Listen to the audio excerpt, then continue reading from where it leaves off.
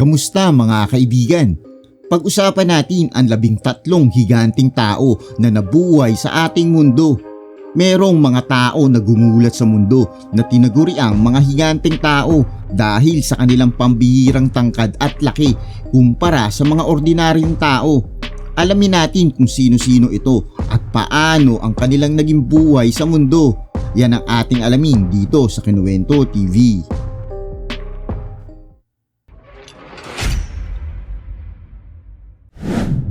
Number 1. Sultan Kösen. Si Sultan Kösen ay pinanganak noong 1982 sa Turkey at siya ay binansagan na The Living Giant. Siya din ang tinuturing na pinakamatangkad na tao na nabubuhay sa mundo ngayon. Siya ay may tangkad na 8 feet at 2.8 inches. Siya ay mayroong tumor sa pituitary gland na naglalabas ng labis-labis na growth hormone na naging sanhi ng kanyang pagtangkad. Subalit noong 2010 ay sumailalim si Sultan Kösen sa isang operasyon para tanggalin ang tumor sa pituitary gland. Naging matagumpay ito kaya nahinto na rin ang kanyang paglaki. Dahil na rin sa kanyang laki ay nahihirapan siya makakuha ng mga damit at sapatos na kakasya sa kanya. Nahihirapan din siya makakuha ng trabaho na pwede sa kanya. Sa kabila nito ay hindi siya nawalan ng pag-asa at pagkatapos ng ilang taon ay siya ay napasama sa Guinness bilang pinakamatangkad na nabubuhay sa mundo ngayon. Dahil doon ay nagkaroon siya ng maraming proyekto at nagkaroon siya ng opportunity mag-travel sa mga iba't ibang bansa para sa mga event. Nagkaroon din siya ng asawa noong 2013 at ang asawa niya ay may tangkad na 5 feet at 8 inches. Number 2. Robert Wadlow.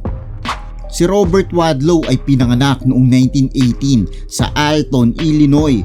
At siya rin ay may record na pinakamataas na tao sa kasaysayan. At siya rin ay tinawag na Gentle Giant ng Alton. Nung pumanaw siya noong 1940, siya ay may taas na umabot sa 8 feet at 11 inches. Katulad din ni Sultan Kösen, ang kanyang tangkad ay dahil sa pituitary gland abnormality na kung saan ay naglalabas ng growth hormone. Tinawag siya bilang Gentle Giant sapagkat napakahinhi niya kumilos kahit napakalaki niya. Nung siya ay 8 years old pa lang ay mas malaki na siya sa kanyang tatay. Dahil nga sa patuloy siyang lumalaki ay naging takaw atensyon na rin siya sa mga tao. Dahil doon ay nakilala na rin siya sa buong mundo at nagkaroon pa nga siya ng mga sponsorship sa mga shoe company. Binigyan siya ng mga pasadyang sapatos na may size na 37 AA feet. Dahil na rin sa abnormality niya ay marami na rin siyang dinadanas na mga sakit katulad ng pananakit ng kanyang paa, kaya gumagamit siya ng tungkod para makapaglakad siya ng maayos. Number 3. Sun Mingming. Sa China, ang pangkaraniwang taas ng mga lalaki ay nasa 5 feet at 7 inches. Subalit si Sun Mingming ay may taas na 7 feet at 9 inches. At ito ay kinumpirma ng Guinness Book of World Record. Ipinanganak siya noong 1983 sa County, China. At isa rin siyang basketball player at aktor. Siya rin ang may hawak ng titulo na pinakamataas na basketball player sa mundo. Si Sun ay isa sa 3 magkakapatid. Karamihan sa mga pro basketball player ay nagsisimula maglaro ng basketball sa murang edad, pero si Sun ay nagsimula noong siya ay 15 years old. Siya ay nagkaroon ng mahaba at matagumpay na karir sa basketball at naglalaro rin siya noong siya ay nasa college bago sumali sa American Minor League teams. Siya rin ay nakasali sa Chinese team tulad ng Beijing Jacks. Subalit noong 2005 ay na-diagnose siya na mayroong tumor sa kanyang pituitary gland na nag-iwan sa kanya ng bayarin na nasa $100,000. Laking pasalamat niya sa mga fundraiser na sinimulan ng mga sports agent at dahil doon ay nabayaran niya ang kanyang mga bayarin at naalis ang kanyang tumor. Siya ay kinasal kay Su Yan noong 2013 at ayon sa Guinness Book of World Record ay sila ang tallest living married couple na may pinagsamang taas na aabot sa 13 feet at 10 inches. Number 4. John Rogan. Si John Rogan ay pinanganak noong 1868 sa Amerika at patuloy siyang lumalaki hanggang sa kanyang kamatayan noong 1905. Siya ay may taas na 8 feet at 8 inches. Siya rin ay kilala na pinakamatangkad na tao noong mga panahon na yun. Ang kanyang taas ay dahil na rin sa kanyang medical condition na tinatawag na gigantism congenital. Dahil doon, ito ay nagdulot ng mga suliranin sa kanyang pang-araw-araw na buhay, pati na rin sa kanyang kalusugan. Katulad ng pananakit ng kanyang katawan at nahihirapan din siya kumilos. Kilala rin siya na may malaking kamay at paa. Ang kanyang kamay ay umaabot ng 10 inches at ang kanyang paa naman ay may sukat na 17 inches. Kahit na siya ay may kakaibang kondisyon, ginamit niya ang kanyang taas para magkaroon ng kabuhayan. Lumabas siya sa mga palabas at circus at nakapag-travel din. Number 5. Yao Ming. Si Yao Ming ay isang basketball superstar. Pinanganak siya noong 1980 sa China. Si Yao Ming ay may taas na 7 feet at 6 inches at isa siyang retired NBA basketball player. Genetics ang dahilan ng kanyang paglaki. Parehas kasing matatangkad ang kanyang magulang.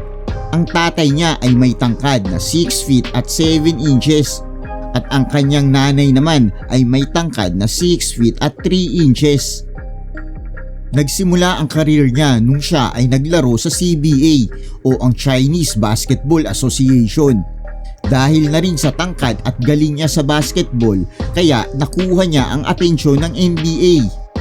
Kaya noong 2002 ay kinuha siya ng Houston Rockets ng NBA. Sa loob ng 9 years niya na paglalaro sa NBA ay naging sikat at nakilala na siya sa buong mundo. Si Yao din ang naging dahilan kung bakit sumikat na rin sa China ang larong basketball. Number 6. Neil Fingleton. Si Neil Fingleton nasa kasamaang palad ay pumanaw sa edad na 36 noong 2017 dahil sa heart failure. Siya ang pinakamataas na lalaking British at pinakamataas na lalaki sa European Union. Siya ay may tangkad na 7 feet at 7 and 1/2 inches. Si Neil ay isang English actor at basketball player na nagmula sa pamilya ng matatangkad na tao. Sinabi ni Neil na umabot ang kanyang tangkad sa 7 feet at 5 inches noong siya ay 16 years old at huminto ang kanyang paglaki nung siya ay nag-18 years old. Si Neil ay lumabas sa British documentaries na Superhuman Giant at kasali rin siya sa pelikulang 47 Ronin at X-Men. Kasali rin siya sa super hit na Game of Thrones bilang Giant Mag the Mighty. Number 7. Edward Dupree. Si Edward Dupree ay pinanganak noong 1881 sa Canada. Siya ay kilala na isa sa pinakamatangkad na tao sa kasaysayan. Siya ay may taas na 8 feet at 3 inches. Ang kondisyon niya ay dahil sa pituitary disorder. Nung bata si Edward ay pinangarap niya maging isang pari, ngunit dahil sa kanyang kalagayan ito ay hindi naging posible. Dahil doon ay sumali na lang siya sa mga palabas ng circus at nag-perform siya dito. Siya ay naging isang atraksyon sa buong Canada at Amerika dahil sa kanyang kakaibang taas. Bukod pa rito, sa edad niya na 17 ay sumali na rin siya sa wrestling at marami siyang tinalo rito. Namatay siya noong 1904 sa edad na 23. Ang naging sanhi ng kanyang kamatayan ay dulot ng komplikasyon ng pulmonya. Number 8. Vikas Upal. Pinanganak si Vikas Upal noong 1985 sa India. Kilala siya bilang India's tallest man. Siya ay may taas na 8 feet at 3 inches. Katulad din ng mga nauna, Ang pagtangkad niya ng ganito ay dahil muli sa pituitary gland disorder. Sa kabila ng kanyang laki, namumuhay naman siya ng maayos sa kanilang bayan. Na-discover din siya ng mga local media, kaya naman ay napapasama siya sa mga Indian films. Subalit nakakalungkot dahil pumanaw kaagad siya noong 2007 sa edad na 21 dahil sa failed tumor surgery. Nagkamali o hindi naging maayos ang pagkaka-opera sa kanya na naging dahilan ng kanyang pagkamatay. Number 9. Andre the Giant. Si Andrei Rene Rosimov, nakilala sa kanyang ring name na Andre the Giant, ay isang French pro wrestler at aktor na pinanganak noong 1946. Namatay siya noong 1993 sa edad na 46 dahil sa congestive heart failure sa Paris Hotel pagkatapos niya pumunta sa Paris para dumalo sa libing ng kanyang ama. Si Andre ay nagkaroon ng gigantism mula sa labis na growth hormone na nagdulot ng acromegaly, isang karamdaman na nagdudulot ng paglaki ng mga kamay, paa at iba pang mga feature sa katawan. Siya ay may taas na 7 feet at 4 inches at may bigat na nasa 520 pounds. Madalas din siyang tinatawag ng mga tao na 8th Wonder of the World. Siya ay kilalang kilala sa WWE mula 1973 hanggang 1991. Siya rin ay gumanap sa iba't ibang pelikula mula 1967 hanggang 1994 tulad ng The Princess Bride, Trading Mom bilang Circus Giant, The Greatest American Hero at The Fall Guy at iba pa. Siya rin ang highest paid wrestler nung panahon na yun na nakakuha ng $400,000 sa isang taon nung unang bahagi ng 1970s. Number 10. Yao Difen. Si Yao Difen ay kinilala bilang isang pinakamataas na tao sa buong mundo. Ipinanganak siya noong 1972 sa China. Siya ay nagkaroon ng kondisyon na kilala bilang gigantism na nagdulot ng labis na paglaki ng kanyang katawan. Noong siya ay 11 years old pa lang ay may tangkad na siya na 6 feet at 10 inches. At nung siya ay naging 34 years old, naitala siya ng Guinness Book of World Record bilang pinakamataas na babae sa buong mundo. Siya ay may taas na 7 feet at 8 inches. Dahil sa kanyang kondisyon, siya ay nahihirapan gumalaw at kailangan ng tulong para sa kanyang pang-araw-araw na gawain. Sa kasamaang palad, siya ay pumanaw noong February 13, 2012 dahil sa mga medical issues. Number 11. Maria Feliciana dos Santos. Siya ang pinakamalaking babae na nabuhay sa Brazil. Pinanganak siya noong 1969 sa Pernambuco, Brazil. Kinilala siya sa Brazil bilang tallest woman dahil may taas siyang umabot lang naman sa 7 feet at 4.25 inches. As usual, ang dahilan ng kanyang paglaki ay dahil sa pituitary gland disorder. Dahil na rin sa kanyang laki, nakuha niya ang atensyon ng Brazil. Naipalabas siya sa mga iba't ibang programa sa TV. Dito ikinuwento niya lahat-lahat ng mga hirap at dinadanas ng mga taong may kakaibang tangkad. Sinabi niya na ang isa sa pinakamahirap na kinakaharap niya ay wala kang masuot na damit at sapatos, wala ka ring mahanap na trabaho at palagi ka rin nagkakasakit sa buto na nagiging dahilan kung bakit hindi ka makalakad ng maayos. Dahil nga doon ay pumanaw na siya dahil na rin sa mga iba't ibang komplikasyon na may kinalaman sa kanyang tangkad. Number 12.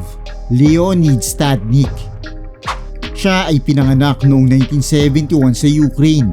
Nagsimula lumaki ang katawan niya ng sobra sa normal nung siya ay 14 years old. Siya ay may taas na 8 feet at 5 inches. Katulad din ng mga nauna nating nabanggit, ang kanyang paglaki ay dahil din sa tumor sa pituitary gland na nagpo-produce ng labis na growth hormone. Dahil doon hindi din naging madali ang kanyang buhay. Nahihirapan siyang gumalaw at makisalamuha sa ibang tao. Nagkaroon din siya ng ibang medical issue tulad ng problema sa puso. Sa kabila nito ay sinikap niya na mabuhay ng normal at nagtrabaho siya sa Ukraine bilang magsasaka. Ipinakita niya ang determinasyon at kahusayan sa kabila ng kanyang kalagayan. Number 13. Don Kohler.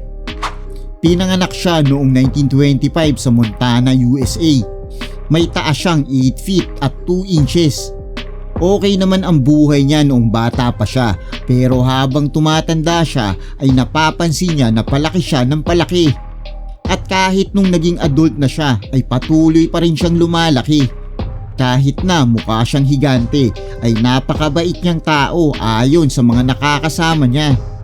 Subalit sa kasamaang palad, dahil sa heart problem at arthritis ay pumanaw siya noong 1981 sa edad na 55.